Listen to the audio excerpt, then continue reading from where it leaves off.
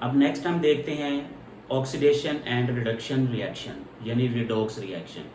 लेकिन इनको स्टडी करने से पहले दो चीज़ें हैं, उनको पहले ज़रा देख लेते हैं। एक है ऑक्सीडाइजिंग एजेंट, एक है रिड्यूसिंग एजेंट। ऑक्सीडाइजिंग एजेंट वो है कि जब वो रिएक्शन में हिस्सा लेता है और खुद उसकी जो ऑक्सीजन है रिमूव हो जाती है और अगले को ऑक्सीजन दे देता है, यानी खुद रिड्यूस हो जाता है और अगले को ऑक्सीडाइज कर देता है। जैसा कि हमने पहले एग्जाम्पल में देखा पोटासियम और ऑक्सीजन, तो इसमें ऑक्सीजन जो है ये ऑक्सीडाइजिंग एजेंट है क्योंकि ये पोटासियम के अंदर ऑक्सीजन को ऐड करवाती है, तो इसलिए ऑक्सीजन जो है वो ऑक्सीडाइजिंग एजेंट है। इसी तरह MnO2 मैंगनीज ऑक्साइड वो भी हमारे पास ऑक्सीडाइजिंग एजेंट है क्योंकि वो जब रिएक्शन करती है कॉपर के साथ तो कॉपर में उस ऑक्सीजन को ऐड करवा देती है। इसी तरह रिड्यूसिंग एजेंट है, ये इसका उलट है। रिड्यूसिंग एजेंट वो है जो किसी कंपाउंड में से ऑक्सीजन को रिमूव कर देती है। ऐसा कंपाउंड या ऐसा एलिमेंट जो किसी दूसरे के अंदर ऑक्सीजन को दाखिल कर देता है वो ऑक्सीडाइजिंग एजेंट है, और ऐसा एलिमेंट या ऐसा कंपाउंड जो किसी दूसरे में से ऑक्सीजन को रिमूव करवा देता है तो इसे कहते हैं रिड्यूसिंग एजेंट। तो आइए अब देखते हैं हमारा topic redox reaction. Oxidation reduction reaction, इनको हम रिडॉक्स रिएक्शन भी कहते हैं। क्यों कहते हैं, आइए इसकी डेफिनेशन देखें। It is a chemical reaction, ये केमिकल ऐसा केमिकल रिएक्शन है विच इन्वॉल्व्स साइमल्टेनियस, यानी एक ही वक्त में। साइमल्टेनियस का मतलब है एक ही वक्त में ऑक्सीडेशन एंड रिडक्शन, यानी ये ऐसे रिएक्शन है कि जिसमें ऑक्सीडेशन और रिडक्शन दोनों ही हो रहे होते हैं एक ही वक्त में, तो उनको हम ऑक्सीडेशन रिडक्शन जो रिएक्शन है या फिर शॉर्टकट में रिडॉक्स रिएक्शन। रिडॉक्स रिएक्शन इसलिए ये जो RED है ये रिडक्शन को जाहिर करता है, OX जो है ये ऑक्सीडेशन को जाहिर करता है, इसलिए शॉर्टकट में इन्हें रिडॉक्स रिएक्शन भी कहते हैं। आइए इसकी एग्जांपल देखते हैं। हमारे पास इसकी बेहतरीन एग्जांपल है potassium permanganate KMnO4। Potassium permanganate ये ऑक्सैलिक एसिड को ऑक्सीडाइज कर देती है, यानी इसमें जो ऑक्सीजन है वो दाखिल हो जाती है तो इसको ऑक्सीडाइज कर देती है in presence of acidic medium. Acidic medium का मतलब है कि इस रिएक्शन को होने के लिए जहाँ पे हमने ये दोनों चीज़ें डाली हुई हैं वहाँ पे एसिड का प्रेजेंस होना भी ज़रूरी है, और एसिड जो हम यहाँ पे यूज़ कर रहे हैं वो है dilute H2SO4, dilute sulphuric acid. तो यहाँ पे हमारे पास दो रिएक्टेंट्स हैं, एक है पोटासियम परमैंगनेट, एक है ऑक्सैलिक एसिड, और इन दोनों का रिएक्शन हमने करवाना है डाइल्यूट H2SO4 की प्रेजेंस में। अब पोटासियम परमैंगनेट का जो कलर है ये पिंक होता है।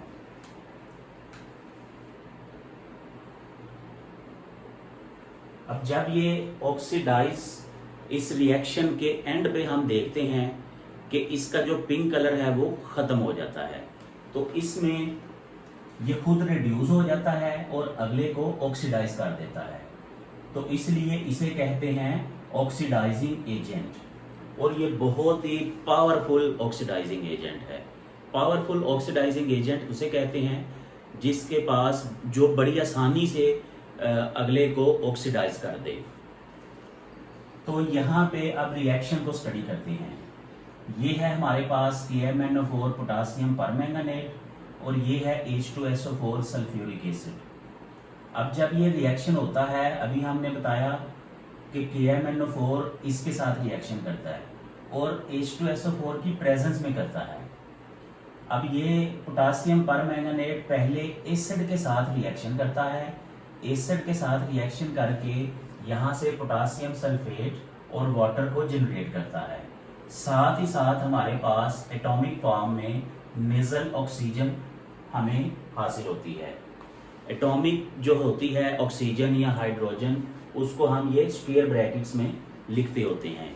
ये कई रिएक्शन में होती है, और ये जो आमतौर पे हम जाहिर करते हैं ये फौरी तौर पे यूज हो जाती है, आमतौर पे फौरी तौर पे यूज हो जाती है रिएक्शन के अंदर ही।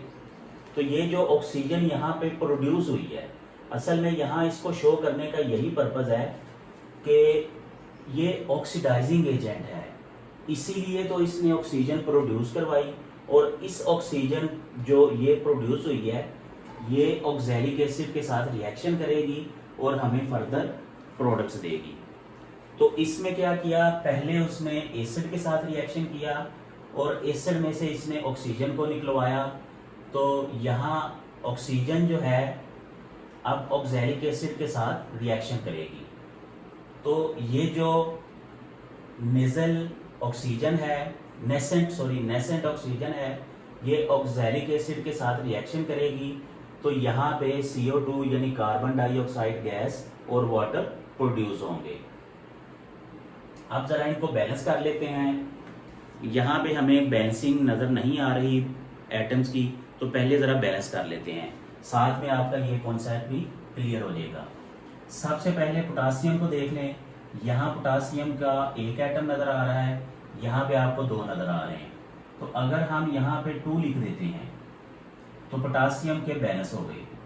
अब साथ ही साथ मैंगानीज के 2 हैं और यहाँ पे मैंगानीज नहीं है।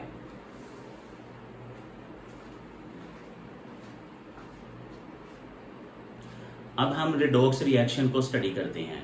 रिडॉक्स रिएक्शन क्या है और इसे इसका नाम रिडॉक्स क्यों दिया गया है। ऑक्सीडेशन रिडक्शन यानी ऐसा अमल जिसमें ये दोनों प्रोसेस होते हैं। It is a chemical reaction which involves simultaneous oxidation and reduction.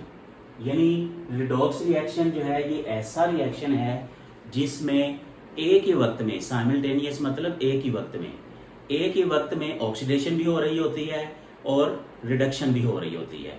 तो इसलिए इन रिएक्शन को रिडॉक्स कहते हैं। अब इनको रिडॉक्स लिखते क्यों हैं, ये वर्ड जो है रिडॉक्स, ये इसके 2 हिस्से हैं RED। तो ये जो है ये रिडक्शन का शॉर्टकट है और OX जो है ये ऑक्सीडेशन का एब्रीवेट है। तो इसलिए इन दोनों को मिला के हम रिडॉक्स रिएक्शन कहते हैं। अब यहाँ पे हम एक एग्जाम्पल को स्टडी करते हैं जिससे हमें पता चलेगा कि रिडॉक्स रिएक्शन क्या होते हैं, ये हमें किस तरह बेनिफिट देते हैं। तो एग्जाम्पल है हमारे पास पोटासियम परमैंगनेट। ये पिंक कलर की होती है और इसका हम ऑक्सैलिक एसिड के साथ रिएक्शन करवाते हैं। और जब ऑक्सैलिक एसिड के साथ रिएक्शन करवाते हैं तो ये इसको ऑक्सीडाइज कर देती है। लेकिन ये जो रिएक्शन है in presence of acidic medium, इसका रिएक्शन करवाने के लिए हमें एसिडिक मीडियम लाजमी चाहिए, यानी एसिड की प्रेजेंस में हमने ये रिएक्शन करवाना है। तो एसिड कौन सा हम चूज करेंगे, dilute H2SO4, dilute sulphuric acid. तो आइए इस रिएक्शन को स्टडी करते हैं। जब हमने पोटासियम परमैंगनेट को H2SO4 में डाला तो ये दोनों आपस में रिएक्शन करते हैं और यहाँ पे ऑक्सीजन प्रोड्यूस होती है। अब इस ऑक्सीजन के प्रोड्यूस होने का मतलब है कि पोटासियम परमैंगनेट जो है ये एक ऑक्सीडाइजिंग एजेंट है और ये बहुत ही स्ट्रॉन्ग ऑक्सीडाइजिंग एजेंट है। स्ट्रॉन्ग ऑक्सीडाइजिंग एजेंट का मतलब है कि ये बड़ी आसानी से और काफ़ी ज़्यादा मिकदार में ऑक्सीजन को प्रोड्यूस करवाता है। तो ये पोटासियम परमैंगनेट का पिंक कलर होता है जब रिएक्शन शुरू होता है। तो रिएक्शन जब ख़त्म हो जाता है तो वहाँ पे इसका जो पिंक कलर है वो ख़त्म हो जाता है। ये इसको ऑक्सीडाइज कर देता है और खुद रिड्यूस हो जाता है। तो इसके साथ रिएक्शन करने से पहले जो एसिडिक मीडियम है ये पहले उसके साथ रिएक्शन करता है KMnO4 प्लस H2SO4। तो यहाँ से पोटासियम सल्फेट बनता है और मैंगानीज सल्फेट बनता है और वाटर प्रोड्यूस होकर साथ में नेसेंट ऑक्सीजन हमें देता है। नेसेंट ऑक्सीजन का मतलब है जो रिएक्शन के दौरान ही पैदा होती है एटॉमिक फॉर्म में और उधर ही यूज हो जाती है। तो ये एटॉमिक फॉर्म में है, यहाँ हमने नीचे 2 नहीं लिखा। तो ये एटॉमिक फॉर्म में है, ये यूज हो जाती है।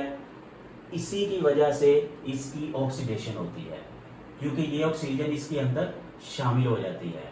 शामिल होकर CO2 बना देती है और वाटर बना देती है।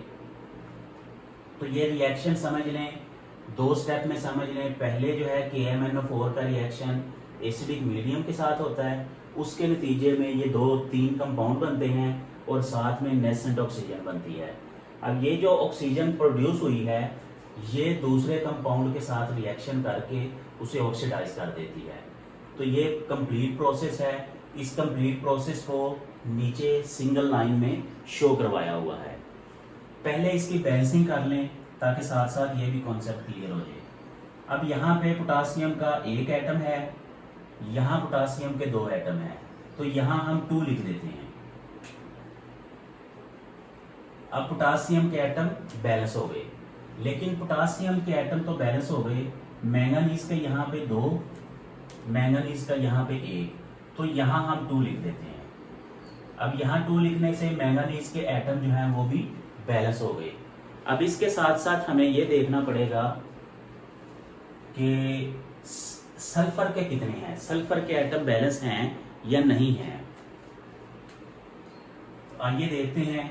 यहाँ सल्फर का 1 एटम है और यहाँ सल्फर के 2 यहाँ पे और 1 यहाँ पे 3 एटम है।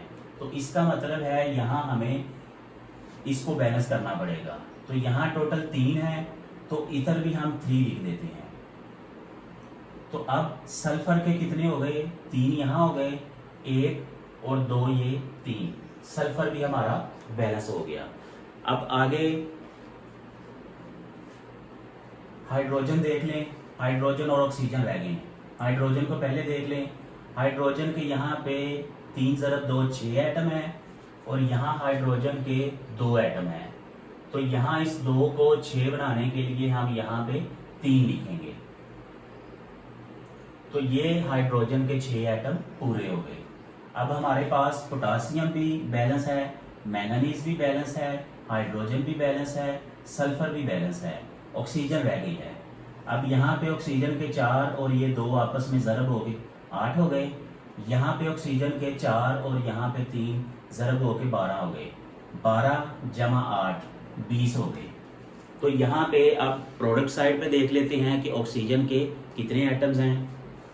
यहाँ पे ऑक्सीजन के 4 एटम हैं और यहाँ पे ऑक्सीजन के 4 + 2 8 हो गए और यहाँ पे ऑक्सीजन के 3 एटम हैं और यहाँ पे हमें ऑक्सीजन का 1 एटम नजर आ रहा है। तो 4 + 8 12, 12 + 5 15। तो यहाँ पे हमारे पास 20 थे, यहाँ पे हमारे पास यहाँ तक 15 है। तो यहाँ अगर मैं 5 लिख दूं तो अब ये 15 + 5 20 हो गए। तो अब दोनों साइड पे हमारा जो इक्वेशन है बैलेंस्ड है। तो साथ साथ में ये बैलेंसिंग भी सीखें, ये भी बहुत ज़रूरी है। अगर आप पेपर के अंदर क्वेश्चन कर रहे होते हैं उसमें इक्वेशन आ जाती है, इक्वेशन लिख लेते हैं लेकिन उसको बैलेंस नहीं करने, तो समझ लें कि वो आपकी इक्वेशन गलत तस्वर की जाएगी, उसकी कटिंग हो सकती है। इसलिए इसकी बैलेंसिंग बहुत ज़रूरी है। अब इस साइड पे ये 5 है, ये तो सब के साथ है, यानी ब्रैकेट का मतलब है कि ये सब के साथ है। और ये 5 क्यों है ये अभी बताता हूँ। अच्छा, यहाँ पे अब इन दोनों को देख लें। ऑक्सीजन के एटम यहाँ पे 1 और 4 5 हैं और यहाँ पे 2 और यहाँ पे 1 है। तो यहाँ पे अगर मैं 2 लिख दूँ तो अब ऑक्सीजन के एटम इधर 5 हैं, इधर 2 और 2 4 और 1 5, ऑक्सीजन बैलेंस हो गया। हाइड्रोजन इधर 2 हैं, इधर 2 हैं, ये ऑलरेडी बैलेंस है। कार्बन इधर 2 है, इस 2 लिखने से ये भी बैलेंस हो गया। ऑक्सीजन को हमने कर दिया। इसका मतलब है कि ये इक्वेशन भी हमारी बैलेंस है। अब यहाँ 5 लिखने का यहाँ क्या पर्पस है? 5 इसलिए लिखा क्योंकि यहाँ पे जो हमने 5 लिखा था इसको बैलेंस करने के लिए लिखा था। याद रखें, ये जो हम यहाँ पे 1 2 3 कोफिशिएंट लिखते हैं ये इस कंपाउंड के नंबर ऑफ मोल्स होते हैं। यानी इस पूरे रिएक्शन में पोटासियम पर मैंगानेट के 2 मोल्स यूज होंगे, सल्फ्यूरिक एसिड के 3 मोल्स यूज होंगे। उसके नतीजे में पोटासियम सल्फेट 1 मोल प्रोड्यूस होगा, मैंगानीज सल्फेट के 2 मोल्स प्रोड्यूस होंगे, वाटर के 3 मोल्स प्रोड्यूस होंगे और ऑक्सीजन जो एटॉमिक फॉर्म में है उसके 5 एटम प्रोड्यूस होंगे। अब चूंकि उसके 5 एटम प्रोड्यूस हो रहे हैं तो पांचों ही यूज होंगे, एक एक करके या इकट्ठे पांचों ही यूज होंगे। तो उन पांचों को इस्तेमाल करवाने के लिए हमने यहाँ पे 5 लिखा। इस इक्वेशन को बैलेंस करते हुए फर्ज करें यहाँ पे 4 आ जाता, तो फिर हम पूरे रिएक्शन में यहाँ 4 लिखते। क्यों? क्योंकि यहाँ पे ऑक्सीजन के जो एटम हैं वो 4 प्रोड्यूस हुए। अगर यहाँ पे ऑक्सीजन के एटम 7 पैदा होते तो हम यहाँ पे 7 लिखते, 7 लिखते, ताकि ये पूरे रिएक्शन में यहाँ पे ये यूज हो जाता। तो इसके 5 एटम जो हैं इसके 5 नंबर ऑफ मोल्स के साथ रिएक्शन कर रहे होते हैं। तो अब ये 2 इक्वेशंस हैं हमारे पास। यहाँ पे देखें, टोटल इन दोनों को हम लिख लेते हैं। लेफ्ट साइड को दोनों रकमों को लिख लेते हैं और जो राइट साइड पे दोनों रकमें हैं उनको भी लिख लेते हैं। यहाँ हमने ये लिख दिया, यहाँ हमने ये लिख दिया, और यहाँ हमने ये लिख दिया, और यहाँ हमने ये लिख दिया। ये भी हमारा लेफ्ट साइड पे है। अब राइट साइड पे पोटासियम सल्फेट लिख दिया, मैंगनीज सल्फेट लिख दिया, वाटर लिख दिया, CO2 लिख दिया, वाटर फिर आया उसको भी लिख दिया, एक दफा लिख दिया। अब यहाँ पे देखें, साथ में ये जो ऑक्सीजन है इसको भी हमने यहाँ पे लिख दिया। अब ये जो चीज है ऑक्सीजन के 5 एटम और इधर 5 एटम, ये दोनों साइड में है, इसलिए ये कैंसिल हो जाएंगे। इसलिए आपको ये फाइनल इक्वेशन में लिखे हुए नजर नहीं आ रहे। तो इसलिए ये दोनों साइड पे कैंसिल हो गए हैं। कैंसिल क्यों हुए हैं? ये इसलिए कैंसिल हुए हैं क्योंकि जब पोटासियम परमैंगनेट ने सल्फ्यूरिक एसिड के साथ रिएक्शन किया था, उसके नतीजे में ये ऑक्सीजन प्रोड्यूस हुई थी और फौरी तौर पे ये ऑक्सीजन ऑक्सैलिक एसिड के साथ रिएक्शन करके यूज हो गई। इसलिए हमें ना तो ये रिएक्शन के शुरू में नजर आती है और ना ही ये रिएक्शन के बाद में नजर आती है। क्यों? क्योंकि ये रिएक्शन के दौरान पैदा हुई और रिएक्शन के दौरान ही इस्तेमाल हो गई। इसीलिए इसको रिडॉक्स रिएक्शन कहते हैं, क्योंकि ऑक्सीजन एक जगह पे पैदा हो रही है यानी खत रिलीज हो रही है और दूसरी जगह पे ऐड हो रही है, यूज हो रही है। तो ऑक्सीडेशन रिडक्शन रिएक्शन हमने क्या पढ़ा था कि अगर ऑक्सीडेशन में क्या होता है कि अगर ऑक्सीजन जो है वो ऐड हो रही है तो इसका मतलब है ऑक्सीडेशन हो रही है, और अगर ऑक्सीजन रिमूव हो रही है तो इसका मतलब है यहाँ पे रिडक्शन हो रही है। इसका मतलब है कि ऊपर वाले रिएक्शन में हमारे पास कहीं ना कहीं पे रिडक्शन हुई है और नीचे वाले रिएक्शन में कहीं ना कहीं पे हमारे पास ऑक्सीडेशन हुई है। अब ये कहाँ पे ऑक्सीडेशन हुई है, कहाँ पे रिडक्शन हुई है, इसको भी देख लेते हैं। पहले जरा इस इक्वेशन को बैलेंस कर लें। ये 2 इधर भी आएगा क्योंकि इसको बैलेंस करना है। अब ये 3 इसके मोल्स यूज हुए, इधर 3 लिख दिया। ऑक्सैलिक एसिड का यहाँ देखें एक ही नंबर ऑफ मोल यूज हुआ है तो उसको हमने 1 लिख दिया और 1 नहीं लिखते आमतौर पे। इसका 1 है, इसके 2 हैं तो यहाँ 2 लिख देंगे। अब वाटर के 3 हैं और यहाँ पे भी यूज हुआ है, इसको अभी बैलेंस करते हैं। अब CO2 के यहाँ पे 2 हैं तो यहाँ पे इसको भी हम बैलेंस करते हैं। पूरी इक्वेशन को जरा दोबारा देख लें बैलेंसिंग के हवाले से। पोटासियम के 2 एटम, पोटासियम के 2 एटम, ये बैलेंस है हमारे पास। उसके बाद मैंगनीज के 2 एटम, मैंगनीज के 2 एटम, ये भी बैलेंस है। उसके बाद ऑक्सीजन और कार्बन को एंड पे देखते हैं। सल्फर पहले देख लें। सल्फर के 3 एटम, 1 और 2, ये भी बैलेंस है। उसके बाद हाइड्रोजन कार्बन देख लें। कार्बन के 2 एटम, कार्बन का 1 एटम। इसका मतलब है कि यहां हमने 2 लिखना है। ये वही वाला 2 आ गया तो CO2 हमारा यहाँ पे कार्बन बैलेंस हो गया। अब हाइड्रोजन को बैलेंस कर लें। यहाँ पे हाइड्रोजन के 3 × 2 6 एटम हैं और यहाँ हाइड्रोजन के 2 एटम हैं, तो टोटल कितने हो गए? 8। अब यहाँ पे हाइड्रोजन के कितने एटम हैं? यहाँ पे हाइड्रोजन के 2 एटम हैं, तो इसलिए हम क्या करेंगे यहाँ पे 4 लिखेंगे।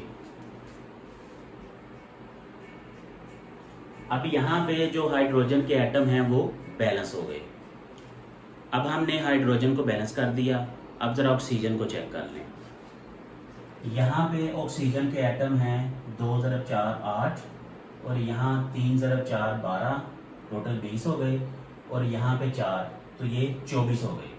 अब यहाँ पे करें 4, 2 × 4 8, 8 और 4 12, 2 × 2 4, 12 और 4 16, 4, तो यहाँ पे 20। यहाँ पे हमारे पास 24 आए थे और यहाँ पे हमारे पास 20 आए हैं। इसका मतलब है कि ऑक्सीजन के एटम्स को भी हमने बैलेंस करना है। अब यहाँ पे अगर मैं 4 की बजाय 8 लिख दूँ तो ऑक्सीजन के एटम 24 हो जाएंगे, तो यहाँ पे हम 8 लिख देते हैं। अब ऑक्सीजन के एटम बैलेंस हो गए, इधर भी 24 हो गए, इधर भी 24 हो गए। लेकिन ऐसा करने से आप देखें कि ऑक्सीजन के साथ हाइड्रोजन लिखा हुआ है, तो हाइड्रोजन के एटम्स लाजमी डिस्टर्ब हो गए हैं। दोबारा चेक कर लेते हैं। यहाँ हाइड्रोजन के एटम हैं 3 × 2 6 और 2 8। यहाँ पे हाइड्रोजन 8 हैं और यहाँ पे हाइड्रोजन 16। अब इसको कैसे बैलेंस करें? इसको बैलेंस करने के लिए हमारे पास 8 जो हाइड्रोजन है वो ज़्यादा हैं, तो इसलिए यहाँ पे अगर हम लिख दें 5 इसलिए लिखा क्योंकि 5 × 2 10 हो गया, 3 × 2 6 हो गया, तो हाइड्रोजन के एटम 16 हो गए। अब इधर भी हाइड्रोजन के एटम 16 हो गए, इधर भी हाइड्रोजन के एटम 16 हो गए। अब ऐसा करने से ऑक्सीजन के एटम दोबारा डिस्टर्ब हो गए हैं। कैसे हुए हैं आइए देखते हैं।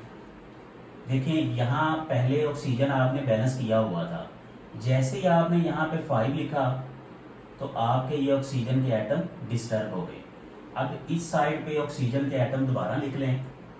यहाँ पे हैं 2 × 4 8 और यहाँ पे 3 × 4 12 और यहाँ पे 5 × 4 20, तो ये टोटल हो गया आपके पास 12 और 8 20 और 20 40। तो इस साइड पे ऑक्सीजन के टोटल 40 एटम हो गए। अब इधर पे देख लें 4 + 8 + 4 + 8, तो ये टोटल 8 8 8 ये 24 हैं। यहाँ पे आपके पास 40 हैं, यहाँ पे आपके पास 24 हैं, तो कितने का फर्क पड़ा? 16 का।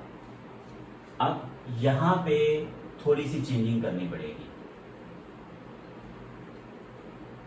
यानी यहाँ पहले हमारे पास 4 लिखा था और 4 × 2 8 था, तो अगर इसको हम निकाल दें तो ऑक्सीजन यहाँ पे हम क्या लिखें कि हमारे पास ये 4 हैं, ये 8 हैं और यहाँ पे ये 8 हैं, तो यहाँ पे क्या हो तो हमारे पास ये 40 हो जाए।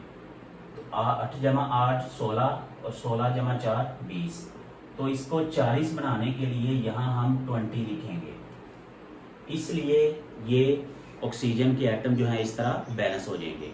लेकिन यहाँ हम 20 नहीं लिखेंगे, 10 लिखेंगे, क्योंकि यहाँ पे ऑक्सीजन के एटम 2 ऑलरेडी प्रेजेंट है। तो 10 × 2 20, तो अब ऑक्सीजन के एटम इधर भी 40 हो गए, इधर भी 40। जरा दोबारा चेक कर लें। ऑक्सीजन के एटम 4, ऑक्सीजन के एटम 8, ऑक्सीजन के एटम 20, ऑक्सीजन के एटम 8, इनको प्लस करें तो हमारे पास 40 आ गया। इस साइड पे भी 40 आ गया, इस साइड पे भी 40 आ गया। अब यहाँ पे चूंकि हमने कार्बन 10 लिखा है, तो इसलिए यहाँ पे कार्बन भी डिस्टर्ब हो गया है। अब यहाँ पे कार्बन एटम टोटल 10 हैं, यहाँ पे भी चेक कर लें तो कार्बन एटम टोटल 10 हैं।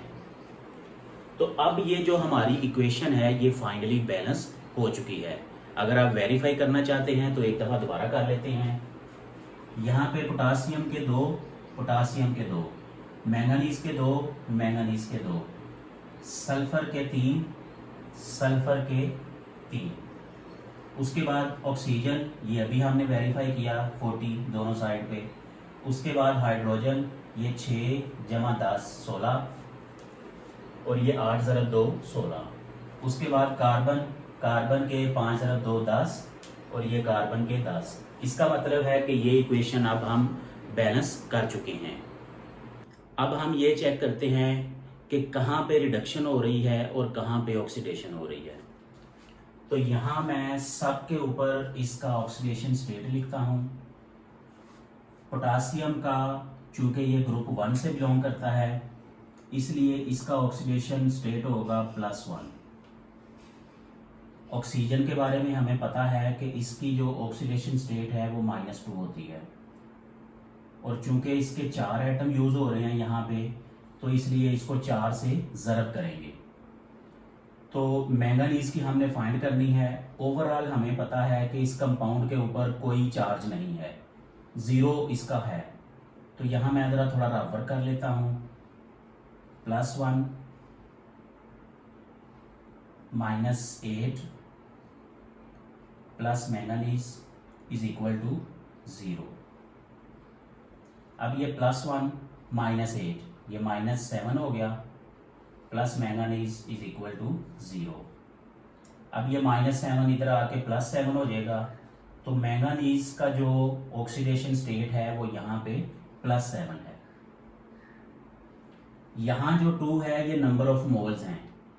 इसको आपने किसी के साथ मल्टीप्लाई नहीं करना, क्योंकि ये शुरू में है, चाहे 1 हो, 2 हो, 10 हो, 15 हो, जो भी है।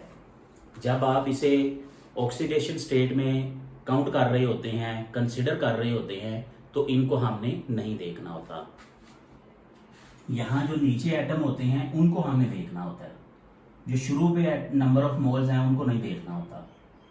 अब यहाँ पे हाइड्रोजन +1 होता है, और चूंकि इसके 2 एटम हैं तो 2 से ज़रब कर देंगे। ऑक्सीजन के हमारे पास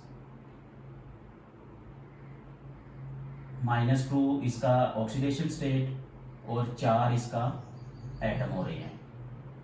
तो यहाँ पे सल्फर का क्या होगा, ये +2 हो गया, ये -8 हो गया, +2 -8, तो ये आंसर देगा -6। इसका मतलब है सल्फर के ऊपर इस वक्त -6 ये ऑक्सीडेशन स्टेट है। अब यहाँ पे आ जाए, हाइड्रोजन के ऊपर +1 होती है, और चूंकि 2 एटम यूज हो रहे हैं तो ये +2 हो जाएगी। ऑक्सीजन के ऊपर -2 होती है और 4 एटम यूज हो रहे हैं, तो मिलके -8 हो जाएगी। अब यहाँ हम इनको प्लस करते हैं।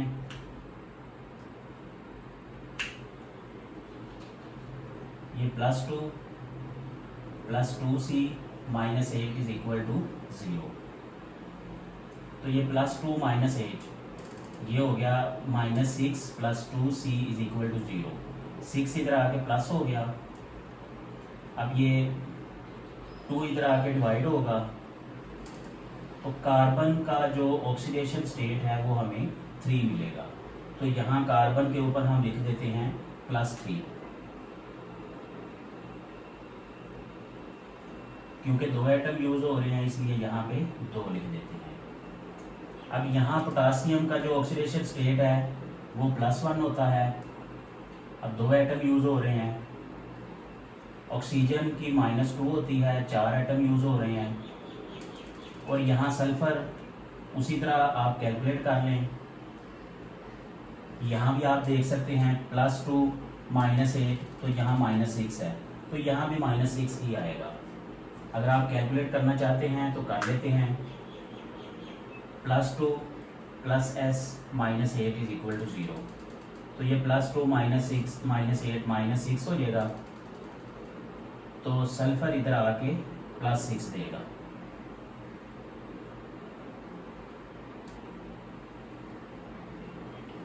तो यहाँ पे हमने 6 लिख दिया, +6। अब यहाँ मैंगनीज सल्फेट जो है, सल्फर के ऊपर +6 होती है और ऑक्सीजन के ऊपर -2, और ये 4 एटम है। अब इसकी कैलकुलेशन कर लें, हमें मैंगनीज के ऊपर मिल जाएगी +6 -8 + 7 इज इक्वल टू 0। तो ये -2 हो गया, +7 इज इक्वल टू 0। तो ये इधर आके +2 हो गया।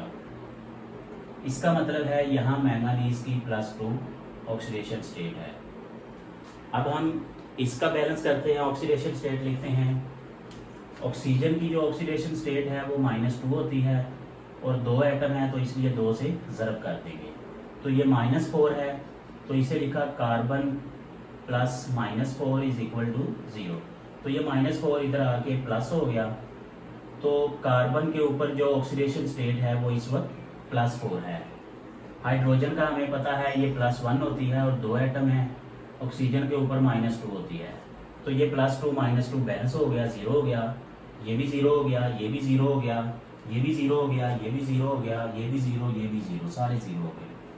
अब यहाँ पे अगर आप देखें तो कुछ एटम ऐसे हैं, कुछ एलिमेंट ऐसे हैं जहाँ पे ऑक्सीडेशन स्टेट चेंज हो रही है, वो हमने ढूंढना है। बारी बारी देख लेते हैं।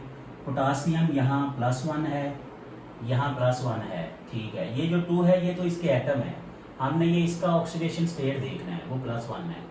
तो यहाँ +1 नो चेंज। मैंगनीज +7, मैंगनीज +2, यहाँ पे चेंज हुआ है तो इसे लिख लेते हैं।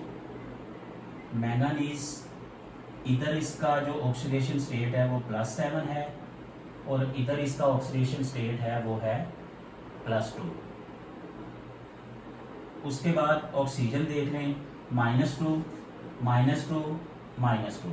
लेफ्ट साइड पे जहाँ भी यूज हुआ है -2, -2, -2, -2, -2।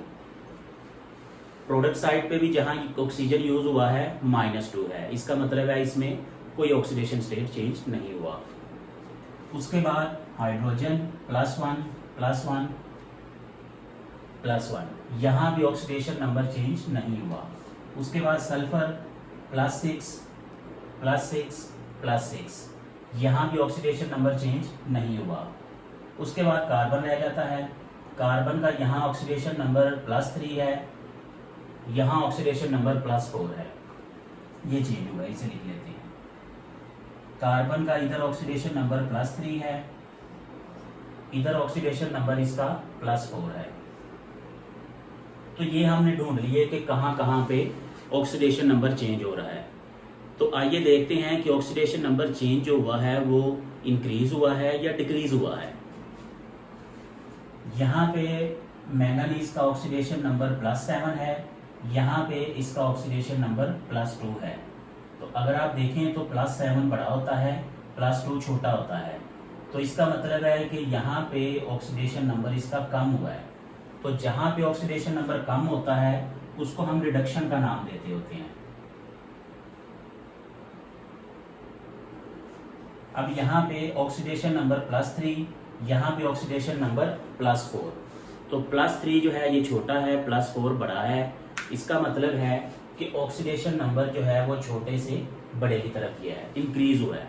तो ऑक्सीडेशन नंबर जहाँ पे इंक्रीज होता है वहाँ पे हम कहते हैं ऑक्सीडेशन हुई है। तो यहाँ पे ऑक्सीडेशन है।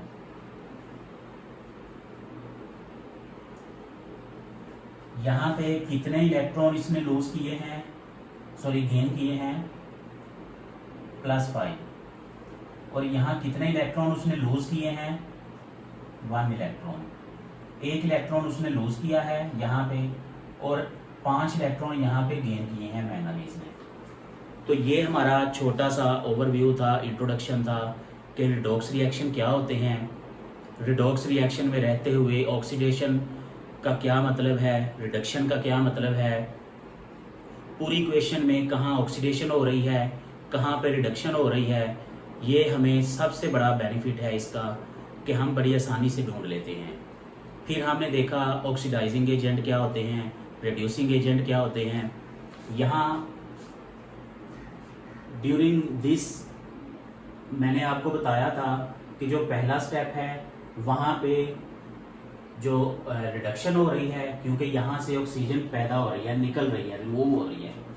इस साइड से ऑक्सीजन रिमूव हुई तो इसलिए इसको रिडक्शन का नाम देते हैं। और यहाँ पे ऑक्सीजन इसमें ऐड हो रही है तो इसलिए इसे ऑक्सीडेशन का नाम देते हैं। तो यहाँ पे हमने देख भी लिया कि मैंगनीज पहले स्टेप में यूज हो रहा है, कार्बन दूसरे स्टेप में यूज हो रहा है, तो कार्बन वाली जगह पे ऑक्सीडेशन है और मैंगनीज वाली जगह पे रिडक्शन है। तो ऑक्सीडाइजिंग और रिड्यूसिंग एजेंट के बारे में बात करें तो इस प्रोसेस में चूंकि रिडक्शन हुई है, इसलिए मैंगनीज जो है ये ऑक्सीडाइजिंग एजेंट है, और यहाँ पे ऑक्सीडेशन हो रही है, इसलिए ऑक्सैलिक एसिड जो है ये रिड्यूसिंग एजेंट है। खुद ये ऑक्सीडाइज हो जाता है और दूसरे को रिड्यूस कर देता है। इसी तरह मैंगनीज पोटासियम परमैंगनेट जो है ये दूसरे को ऑक्सीडाइज कर देता है और खुद रिड्यूस हो जाता है। उम्मीद है कि ऑक्सीडेशन रिडक्शन का कॉन्सेप्ट आपको समझ आ गया होगा। अब ऑक्सीडेशन रिडक्शन टॉपिक में पेज 39 पे क्विक चेक हैं 2 साइड बॉक्स में, उसमें कह रहा है कि आपने ये ढूंढना है कि कौन सा एलिमेंट रिड्यूस हो रहा है और कौन सा ऑक्सीडाइज हो रहा है। तो इसको हम उसी तरह ऑक्सीडेशन स्टेट लिख के चेक करते हैं। इक्वेशन उसने दी है, बैलेंस्ड इक्वेशन है, copper sulphate, potassium iodide, copper iodide, iodine, potassium sulphate. तो ये 3 प्रोडक्ट्स हैं हमारे पास, ये 2 रिएक्टेंट्स हैं। तो आइए इसमें हम बैलेंसिंग करते हैं ऑक्सीडेशन स्टेट्स की। ऑक्सीजन के ऊपर -2 और 4, ये 4 एटम है इसके। सल्फर के ऊपर +6 आमतौर पे होती है। तो कॉपर के ऊपर प्लस, हम ये ढूंढते हैं कि यहाँ पे क्या है। तो यहाँ हमने कॉपर लिख लिया, +6 लिख लिया, -8 इज इक्वल टू 0, क्योंकि पूरे कंपाउंड के ऊपर कोई चार्ज नहीं इसलिए 0 लिख दिया। Copper -2 is equal to 0, copper is equal to +2। तो इसका मतलब है कॉपर के ऊपर +2 इस वक्त ऑक्सीडेशन स्टेट है। पोटासियम की +1 होती है हमेशा और आयोडीन की -1 होती है। कॉपर की ढूंढ लेते हैं, आयोडीन की जो है ये -1 होती है। अगर ये -1 है तो जाहिर है ये +1 होगी, तभी इसका 0 होगा ओवरऑल। अब आयोडीन के ऊपर -1 होती है, तो चूंकि ये 2 एटम हैं तो इस यहाँ पे 2 लिख दिया। अब यहाँ पे पोटासियम सल्फेट, पोटासियम सल्फेट में पोटासियम के ऊपर +1 और इसके 2 एटम हैं। ऑक्सीजन की -2, इसके 4 एटम हैं, और सल्फर की जो है ये +6 होती है। अगर आप कैलकुलेट कर लें तब भी यही आएगी, +2 +6 8 हो गई, और ये -8, ये बैलेंस हो गया। अब यहाँ पे देखें कि ये +1 -1 ये भी बैलेंस हो गया, लेकिन यहाँ पे आयोडीन है, और आयोडीन की जो ऑक्सीडेशन स्टेट है वो ग्रुप 17 में है, फ्लोरीन, क्लोरीन, ब्रोमीन, आयोडीन। तो उसमें हमने देखा था कि 17 ग्रुप को आमतौर पे हम जो है -1 की ऑक्सीडेशन स्टेट देते हैं। अब यहाँ पे इसके ऊपर ओवरऑल 0 चार्ज है, 0 ऑक्सीडेशन स्टेट है। तो 2 एटम हैं, दोनों ही आयोडीन के हैं, तो इसलिए हम यहाँ पे इसका 0 ही लिखेंगे। और यहाँ पोटासियम का +1 होता है, ऑक्सीजन का -2 और ये 4 एटम्स हैं, और सल्फर का +6 होता है आमतौर पे। तो ये चूंकि 2 एटम हैं, यहाँ 2 से ज़रब करेंगे, तो ये +2 +6 +8 हो गया, -8। तो ये 0 हो गया ओवरऑल, ये भी 0 हो गया, ये भी 0, ये भी 0, ये भी 0। अब हमने देखना है कि कहाँ पे रिडक्शन हो रही है और कहाँ पे ऑक्सीडेशन हो रही है। कॉपर को देख लें, कॉपर का यहाँ ऑक्सीडेशन स्टेट है +2 और यहाँ ऑक्सीडेशन स्टेट है +1, तो इसका मतलब है यहाँ ऑक्सीडेशन स्टेट चेंज हुआ है। उसके बाद सल्फर +6, सल्फर +6, ऑक्सीजन -2, ऑक्सीजन -2, कोई चेंज नहीं। पोटासियम +1, पोटासियम +1, आयोडीन -1, आयोडीन -1, यहाँ पे चेंज नहीं हुआ, लेकिन यहाँ आयोडीन का ऑक्सीडेशन नंबर चेंज हो गया है। अब ये हुआ कैसे है, आयोडीन -1, आयोडीन 0। तो ये हमने दोनों रिएक्शन लिख लिए, दोनों प्रोसेस लिख लिए जहाँ पे ऑक्सीडेशन स्टेट चेंज हो रहा है। अभी यहाँ पे देखें ऑक्सीडेशन स्टेट चेंज होकर +2 से +1 हो गया। तो +2 जो है ये बड़ा होता है, +1 जो है ये छोटा होता है। इसलिए इसका जो ऑक्सीडेशन स्टेट है, ऑक्सीडेशन नंबर जो है वो ज़्यादा से कम हुआ। तो ज़्यादा से कम जब होता है तो यहाँ पे रिडक्शन होती है। रिडक्शन के अंदर हमने पढ़ा था कि यहाँ पे इलेक्ट्रॉन्स का गेन होता है। तो यहाँ पे इसने एक इलेक्ट्रॉन गेन किया, तो इसलिए पहले इसने 2 इलेक्ट्रॉन दिए हुए थे, एक इलेक्ट्रॉन इसने वापस ले लिया। तो अब इस पे +1 चार्ज है, +1 ऑक्सीडेशन नंबर है।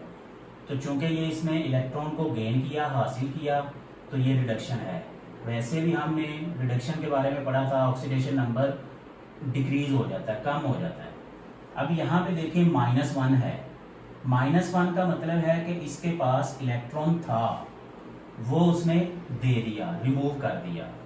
तो -1 से 0 हो गया। अब -1 जो है ये छोटा होता है, 0 बड़ा होता है। तो इसका मतलब है कि यहाँ पे ऑक्सीडेशन हो रही है, ऑक्सीडेशन। इसने इलेक्ट्रॉन जो है वो रिमूव कर दिया। यहाँ इसके पास एक इलेक्ट्रॉन था, इसीलिए इसके ऊपर माइनस चार्ज था, वो इलेक्ट्रॉन उसने दे दिया। तो अब ये न्यूट्रल हो गया, एलिमेंटल आयोडीन में आ गया। तो ये इसका आंसर है। हमें पता चल गया कौन सा ऑक्सीडाइजिंग एजेंट है, कौन सा रिड्यूसिंग एजेंट है। अब पेज नंबर 39 पे क्विक चेक नंबर 2 है, उसमें भी हम देखते हैं कि कहाँ पे ऑक्सीडेशन हो रही है और कहाँ पे रिडक्शन हो रही है। तो ये रिएक्शन बुक के अंदर गिवन है, बैलेंस्ड इक्वेशन है। हाइड्रोजन सल्फाइड प्लस क्लोरीन, ये दोनों रिएक्शन करते हैं तो सल्फर रिमूव हो जाती है और HCl प्रोड्यूस होता है। अब यहाँ पे हम पहले ऑक्सीडेशन स्टेट लिखते हैं, H2। अब हाइड्रोजन के ऊपर +1 चार्ज होता है, तो ये 2 एटम है, तो इसलिए 2 से मल्टीप्लाई करेंगे। तो ये +2 है, तो यहाँ पे डेफिनेटली -2 आएगा, तभी ये ओवरऑल 0 होगा। अब क्लोरीन ओवरऑल यहाँ पे 0 है, एक एटम है, 2 एटम है, ओवरऑल इस पे 0 है, क्योंकि इस पे कोई चार्ज नहीं लिखा हुआ, तो इसलिए इस पे 0 चार्ज है इस वक्त। अब इसके ऊपर भी 0 चार्ज है, इसके ऊपर भी 0 चार्ज है, लेकिन इसका +1 है और इसका -1 है। तो आइए देखते हैं कि कहाँ कहाँ चेंज हो रहा है। हाइड्रोजन का oxidation state +1 no change, sulphur का -2, सल्फर का 0, तो यहाँ लिख लेते हैं। सल्फर का ऑक्सीडेशन स्टेट -2, सल्फर का ऑक्सीडेशन स्टेट 0। क्लोरीन का ऑक्सीडेशन स्टेट 0, क्लोरीन का ऑक्सीडेशन स्टेट -1, 0 से -1। तो यहाँ हमने देखा कि 2 जगह पे ऑक्सीडेशन स्टेट चेंज हो रहा है। अब देखते हैं कि इनमें से कौन सा ऑक्सीडेशन प्रोसेस है और कौन सा रिडक्शन प्रोसेस है। यहाँ पे -2 ये चेंज होके 0 हो गया। -2 छोटी रकम है, 0 बड़ी रकम है। तो -2 का मतलब है कि ये जब 0 में गया तो इसने इलेक्ट्रॉन लूज कर दिए। तो लूज करने से इस प्रोसेस का नाम ऑक्सीडेशन हो गया। अब इसने कितने इलेक्ट्रॉन लूज किए? 2, क्योंकि 2 से 0 हुआ है, तो 2 इलेक्ट्रॉन इसने रिमूव कर दिए। तो इसलिए इसकी ऑक्सीडेशन स्टेट इंक्रीज हो गई। यहाँ पे ऑक्सीडेशन स्टेट 0 है और यहाँ पे -1 है। तो 0 बड़ा है, -1 छोटा है। इसका मतलब है ऑक्सीडेशन स्टेट रिड्यूस हुई है। रिड्यूस होने का मतलब है कि यहाँ पे रिडक्शन हुई है।